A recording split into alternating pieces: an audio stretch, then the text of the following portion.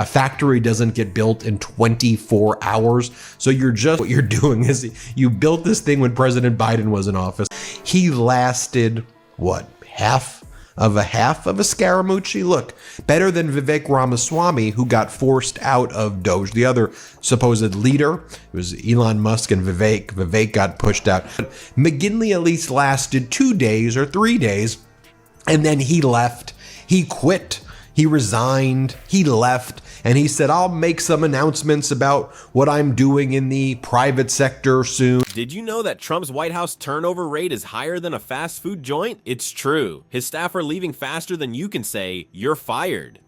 Bill McGinley, who was appointed as Doge's legal counsel by the president in December, announced his decision on Thursday. A factory doesn't get built in 24 hours. This is a sign that William McGinley probably felt very, very uncomfortable about the things he was seeing happen there. So what you're doing is you built this thing when President Biden was in office. Donald Trump sent this message saying, this guy's going to be the main lawyer of Doge. Well, but why is everyone jumping ship, and what's this doing to Trump's grip on power? Stick around as we connect the dots in this political puzzle. The answer might surprise you. This has always blown my mind a little bit. 91% that watch this show regularly haven't subscribed. Could I ask you for a small favor before we start? If you like this show, what we do here, and want to support us, the free, simple way you can do just that is by hitting the subscribe button. This is a guy who's been at big law firms his whole career. His name is, again, William McGinley for Donald Trump. I mean, it's utterly, utterly pathetic. He lasted, what, half of a Scaramucci? Look, better than Vivek Ramaswamy, who got forced out of Doge. The other supposed leader, it was Elon Musk and Vivek. Vivek got pushed out. And then you have the Steve Bannon crew. And that contingency within MAGA world saying that Elon needs to go and Elon's undermining Trump's agenda. Vivek lasted negative Scaramucci's. He didn't even make it through inauguration. Folks, it looks like Trump's White House is emptier than a Mar-a-Lago buffet after he's been through it. The Donald's inner circle is shrinking faster than his chances of avoiding an orange jumpsuit. It's like a game of musical chairs in there. But instead of music, it's scandals that keep everyone on their toes. Remember when Trump said he'd hire the best people? Well, those best people are dropping like flies in a bug zapper. It's gotten so bad, he's probably interviewing his golf caddy for chief of staff. Right, so he lasted, what, 3 days, maybe? Now, I just want you to think about this. This is not normal. Right out of Doge, government efficiency agency sees another top leader bolt as lawyer follows Ramaswamy's exit. And on this question of nationalism and national identity, somebody I've been fascinated by for a long time, and have interacted with on social media, but for the first time we're having And this is the kind of guy who would want to protect himself. Hey you, you're good at carrying my clubs. How about carrying the weight of a crumbling administration? Even the new guys are quitting before they've had time to learn where the bathroom is. It's like they're playing hot potato with White House security badges. Quick, pass it on before the subpoenas start flying. And that's why I brought on today somebody who I think has some thoughtful perspectives on the future direction of our country, of our conservative movement. McGinley at least lasted 2 days or 3 days, and then he left. He quit. He resigned. He left. And he said, I'll make some announcements about what I'm doing in the private sector soon.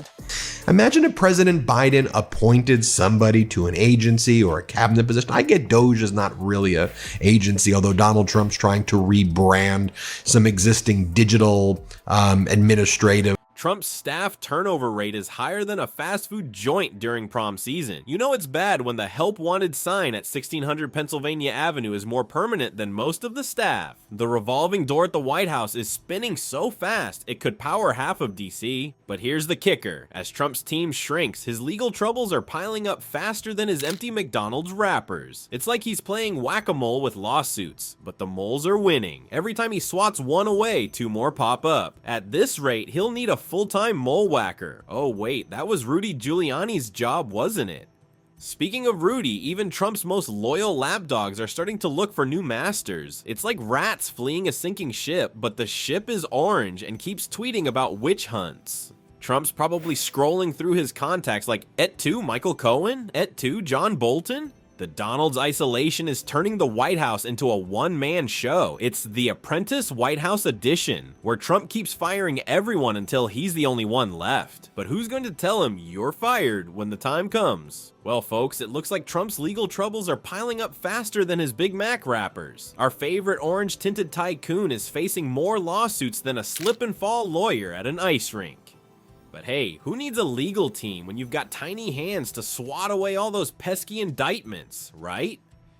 Remember when Trump said he drained the swamp? Well, looks like the swamp's fighting back, and it's got some fancy lawyers. How many alligators can one orange man wrestle before he goes under? Turns out, quite a few. Trump's currently tangled up in more investigations than a detective novel convention. And the star of the show, hush money payments to a couple of ladies who definitely aren't Melania. But wait, there's more. Michael Cohen, Trump's former attorney and professional yes man, has flipped faster than a short order cook at a busy diner. He's singing like a canary to the feds, and his tune goes something like this.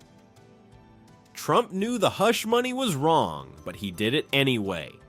Shocking, right? Who would have thought that the guy who said he could shoot someone on Fifth Avenue might not play by the rules? Even the Republicans are starting to sweat more than Trump at a salad bar. Senator Bill Cassidy is worried Trump might have broken the law. It's like watching a bunch of rats realize the ship they're on isn't just leaking, it's headed straight for an iceberg shaped like Lady Justice. Tony Schwartz, the guy who actually wrote The Art of the Deal, plot twist, says Trump's been living like he's above the law for decades. It's like he thought being president came with a get out of jail free card. Spoiler alert, it doesn't. And here's the kicker, Trump's old buddies are flipping faster than pancakes at IHOP. James Trusty, a former Justice Department bigwig, says these aren't hardened criminals we're talking about. They're just regular folks who suddenly realize orange might not be their color. Who knew loyalty had an expiration date shorter than the milk in Trump's fridge? But don't worry, folks. Trump's still acting like everything's under control. He's spinning these resignations faster than a cotton candy machine at a county fair. It's like he thinks if he tweets hard enough, all his problems will just disappear. Sorry, Donnie, but Twitter fingers don't make legal troubles go away. Well, folks, it looks like our favorite orange-tinted troublemaker might be in for a bumpy ride. The experts are saying Trump's old tricks of dodging responsibility might not work this time around. Imagine that. It's like watching a magician's rabbit refuse to come out of the hat. Some political smarty pants think Trump could bounce back like a rubber band, but others are saying his legal woes and shrinking friend circle might just clip his wings. It's like a game of political hot potato, and Trump's getting burned. So, what's next for the grumpy Trumpy? Will he be trading his golden throne for a less glamorous seat? Only time will tell, but one thing's for sure. This political circus is far from over, so grab your popcorn and stay tuned because this show's got more twists than a pretzel factory.